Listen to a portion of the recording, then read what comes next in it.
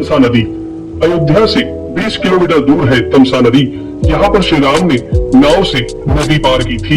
श्रृंगवेरपुर तीर्थ, प्रयागराज से 20 से 22 किलोमीटर दूर श्री राम श्रृंगवेरपुर पहुँचे, जो निषाद राजगुरु का राज्य था।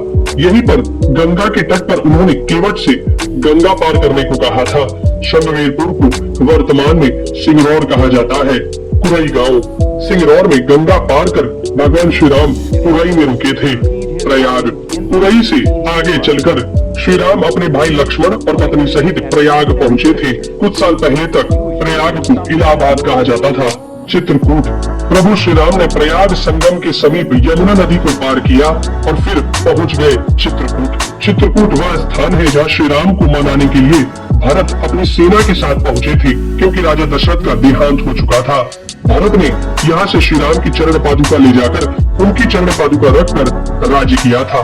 सतना, चित्रकूट के पास ही सतना यानी मध्य प्रदेश में स्थित अत्रि ऋषि का आश्रम था। हालांकि पत्नी अनुसुईया के साथ महर्षि अत्रि चित्रकूट के तपोवन में रहा करते थे, लेकिन सतना में रामवन नामक स्थान पर भी श्री राम रुके थे, जहाँ ऋषि अत्रि का एक और आश्रम था। दंडकारण्य, चित्रकूट से निकलकर श्री राम घने वन में पहुंच गए। असल में यही था उनका वनवास। इस वन को उस काल में दंडकारण्य कहा जाता था। मध्य प्रदेश, छत्तीसगढ़ और महाराष्ट्र के कुछ क्षेत्रों को मिलाकर दंडकारण्य था। दंडकारण्य में छत्तीसगढ़, उड़ीसा, तेलंगाना एवं आंध्र प्रदेश राज्यों के अधिकतर हिस्से शामिल थे। दरअसल उड़ीसा की महानदी के इस पास से गोदावरी तक दंडकारण्य का क्षेत्र फैला हुआ था। इसी दंडकारण्य का ही हिस्सा है तेलंगाना का एक शहर भद्राचलम। गोदावरी नदी के तट पर बसा यह शहर सीता रामचंद्र मंदिर के लिए प्रसिद्ध है। यह मंदिर भद्रगिरी पर्वत पर है। श्री राम ने अपने वनवास के दौरान कुछ दिन इस भद्रगिरी पर्वत पर ही बिताए थे। स्थानीय मान्यता के मुताबिक दंडकारण्य के आकाश में ही रावण और जटायु का युद्ध हुआ था और जटायु के कुछ अंग दंडकारण्य में आकर गिरे थे। दुनिया भर में सिर्फ यहीं पर जटायु का एकमात्र मंदिर है। दंडकारण्य वन अब सिमटकर वर्तमान में भारत के छत्तीसगढ़ राज्य में ही रह गया है। पंचवटी, नासिक, दंडकारण्य में मुनियों के आश्रमों में रहने के बाद श्री राम अगस्त्य मुनि के आश्रम गए। यह आश्रम नासिक के पंचवटी क्षेत्र में है, जो गोदावरी नदी के किनारे बसा है। यहीं पर लक्ष्मण ने सूर्पनखा की नाक काटी थी। श्री राम ने खड्ग दूषण के साथ युद्ध किया था। गिद्धराज जटायु से श्री राम की मैत्री भी यही हुई थी। वाल्मीकि रामायण अरण्य कांड में पंचवटी का मनोहर वर्णन मिलता है। सर्वतीर्थ, नासिक क्षेत्र में ही सूर्पनखा की नाक कटी तथा मारीच और खरवदूषण के वध के बाद ही रावण ने सीता का हरण किया और जटायु का भी वध किया था, जिसकी स्मृति नासिक से 56 किलोमीटर दूर ताकेड़ गांव में सर्वतीर्थ नामक स्थान पर आज भी संरक्षित है। जटायु की मृत्यु सर्वतीर्थ नाम के स्थान पर हुई, जो नासिक जिले से इगतपुरी तहसील के ताकेड़ गांव में मौजूद है। इस स्थान को सर्वतीर्थ इसलिए कहा गया क्योंकि यहीं पर मरणासन्न जटायु ने सीता माता के बारे में बताया। राम जी ने यहाँ जटायु का अंतिम संस्कार करके पिता और जटायु का श्राद्ध तर्पण किया था। पर्णशाला, पर्णशाला तेलंगाना के खम्माम जिले के भद्राचलम में स्थित है। यह रवालय से लगभग 1 घंटे की दूरी पर स्थित है। पर्णशाला को पंचशाला या पंचशाला भी कहते हैं। पर्णशाला गोदावरी नदी के तट पर स्थित है। यही वह स्थान है जहाँ से सीता जी का हरण हुआ था। हालांकि कुछ मानते हैं कि इस स्थान पर रावण ने अपना विमान उतारा था। इस स्थल से ही रावण ने सीता को पुष्पक विमान में बिठाया था, यानी सीता जी ने धरती यहाँ छोड़ी थी। इसी से वास्तविक हरण का स्थल यह माना जाता है। यहाँ पर राम सीता का प्राचीन मंदिर है। तुंगभद्रा, सर्वतीर्थ और पर्णशाला के बाद श्री राम लक्ष्मण सीता जी की खोज में तुंगभद्रा तथा कावेरी नदियों के क्षेत्र में पहुंच गए। तुंगभद्रा एवं कावेरी नदी क्षेत्रों के अनेक स्थलों पर वे सीता जी की खोज में गए। शबरी का आश्रम, श्री राम और लक्ष्मण सीता की खोज में तुंगभद्रा और कावेरी नदी को पार करते हुए चल दिए। जटायु और कबंध से मिलने के पश्चात वे ऋषिमुख पर्वत पहुँचे। रास्ते में वे पंपा नदी के पास शबरी आश्रम भी गए, जो आज केरल में स्थित है। पंपा तुंगभद्रा नदी का पुराना नाम है। इसी नदी के किनारे पर हम्पी बसा हुआ है। रामायण में हम्पी का उल्लेख वानर राज्य किष्किंधा की राजधानी के तौर पर किया गया है।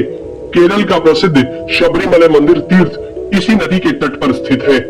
ऋषिमुख पर्वत, मलय पर्वत और चंदन वनों को पार करते हुए वे ऋष्यमुख पर्वत की ओर बढ़े।